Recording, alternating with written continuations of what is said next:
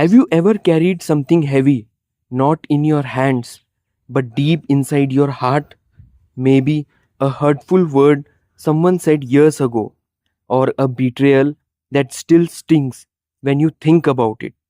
You know, for the longest time, I believed that holding on to those feelings was just part of life, that somehow, by remembering the wrong, I was protecting myself from it happening again. It wasn't until I turned 65 that I finally understood something that changed everything for me. Forgiveness isn't about excusing what happened, it's about freeing yourself from the prison of pain. When you reach a certain age, and trust me, I know this firsthand, you start to realize that life isn't getting longer, it's getting more precious. Every moment matters more. And yet, if we are carrying old anger, old sadness, old resentment, it's like trying to run a race with a backpack full of rocks. You can move, but not freely. You can smile, but it doesn't reach all the way to your soul. I didn't want to spend the years I had dragging that weight around anymore. Maybe you feel the same way. Forgiveness, to me, always sounded so noble when people talked about it. Like it was this beautiful, graceful thing you just wake up one day and decide to do. But let's be honest, it's messy, it's hard, especially when the hurt runs deep. I used to think, why should I forgive them? They are not even sorry. Or worse, if I forgive, does that mean what they did was okay? And so, year after year, I held on. I told myself it was fine. I had moved on. But the truth was, every time their name came up, every time I thought about that moment, the old wound opened right back up. One afternoon, a few years ago, I was sitting alone in my favorite chair by the window. The sunlight was pouring in. The world outside was just beautiful. But inside me, there was this dull ache I couldn't shake. And it hit me. All that anger, all that sadness. It wasn't hurting the people who wronged me. It was hurting me. It was stealing my peace, my joy, my health. They had moved on with their lives. I was the one still sitting back, stuck. That realization felt like a slap and a hug at the same time. It stung to admit it, but it was also the first time I saw the truth clearly. Forgiveness isn't for them, it's for me, it's for you, it's for anyone who wants to live with a heart that feels light again. Now, understanding that and actually doing it, well, that's a different story, isn't it? I thought forgiveness would be a single grand moment, like flipping a switch. But for me, it started small, tiny steps. First, I let myself feel the hurt without judgment. I stopped pretending I was over it when I wasn't. I sat with the memories and I said to myself, yes, that happened. Yes, it hurt. But it doesn't get to control the rest of my life. Some days it felt easier. Other days I felt like I was back at square one. But over time, something incredible began to happen. I noticed my shoulders didn't feel so tense anymore. My mind wasn't as cluttered with old arguments and imaginary replays of what I should have said or should have done. I found myself laughing more, sleeping better, even breathing deeper. It was as if, little by little, that heavy backpack of pain was getting lighter. Forgiveness I learned doesn't mean forgetting. It doesn't mean pretending you weren't hurt. It means choosing not to let the hurt define you anymore. It means making peace with the fact that we can't go back and rewrite the past, but we can write a new story for today and tomorrow. One of the most powerful things that helped me was changing the way I looked at the people who hurt me. It wasn't easy and it didn't happen overnight, but eventually I started to see them not just as villains in my story, but as flawed human beings, just like me. People who were doing the best they could with whatever broken pieces they were carrying inside themselves. That doesn't excuse what they did, but it helped me understand that their actions were a reflection of their own pain, not my worth. And with that understanding came a freedom I can't even fully describe. It was like opening a window in a stuffy room I didn't even realize I was trapped in. The air got fresher, the light came back. My heart, for the first time in decades, felt free to truly love, to truly hope, to truly live. There's something else that surprised me too.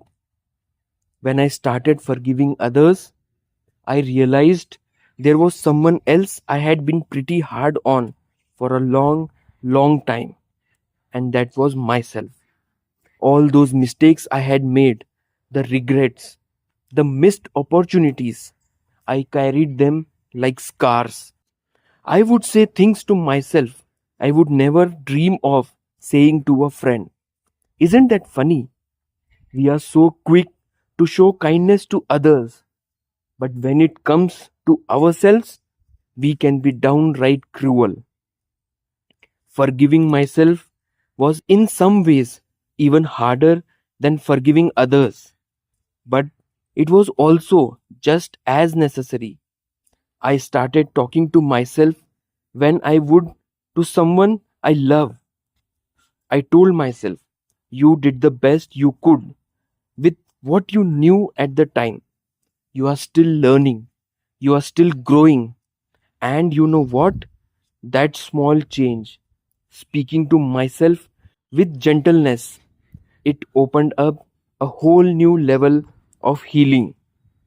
Learning to forgive myself taught me something even bigger, that life after 60, after 65, can be the most beautiful chapter yet if we allow it. Not because everything is perfect, but because we finally have the wisdom to know what truly matters.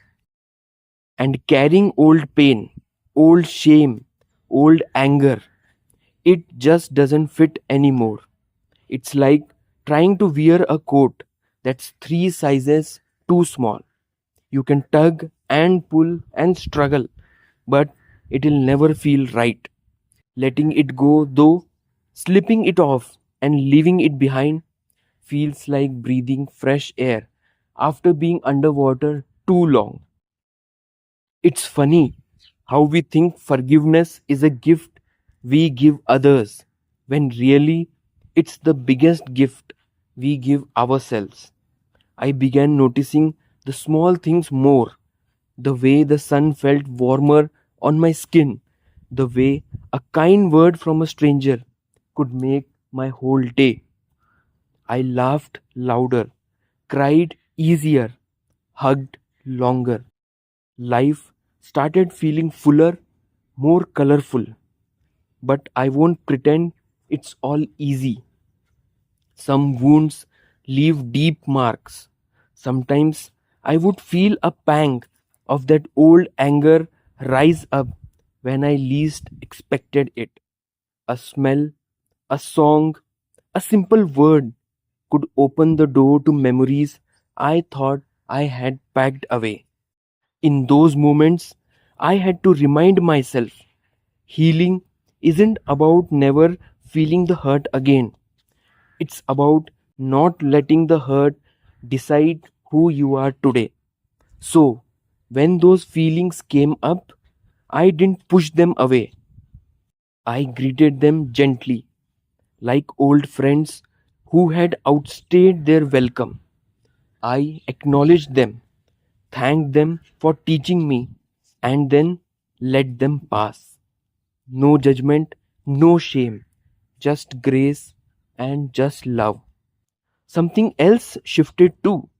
I realized that part of forgiveness was setting boundaries, not walls to shut people out, but healthy lines that protect your peace.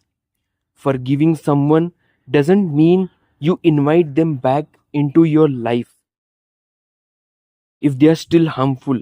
It simply means you free yourself from the chains of anger and bitterness.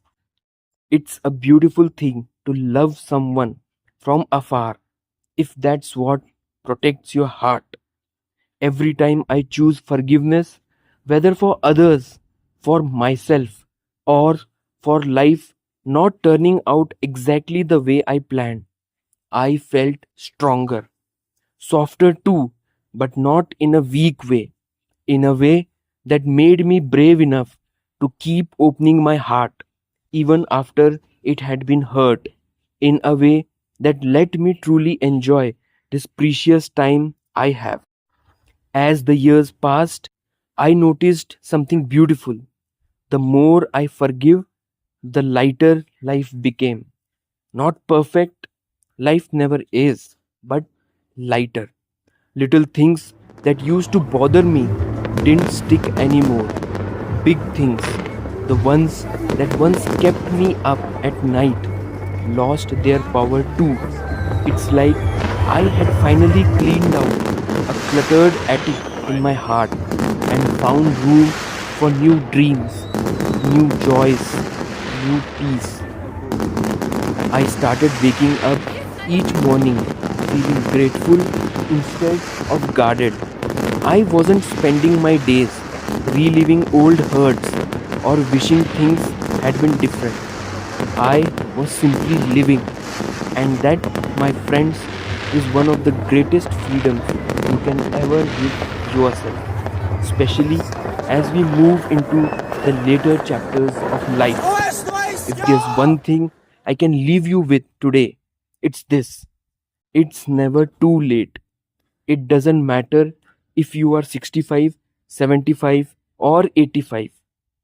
You can choose freedom today. You can choose peace. Forgiveness isn't about forgetting, it's about choosing your own heart over old hurts. It's about deciding you deserve to live with more joy than pain, more love than fear. So, wherever you are right now, whatever you might be carrying, I want you to know you are not alone. We have all been hurt. We have all hurt others too. That's part of being human. But we also have the power to heal, to let go, and to live lighter and freer than ever before. If this touched your heart, I'd love for you to share your thoughts in the comments. Let's encourage each other. And if you're ready for more conversations about living fully at any age, make sure to like this video and subscribe. We have got so much more to explore together. Here's to freedom, to forgiveness, and to living your best, brightest life starting today. Thank you and see you in the next.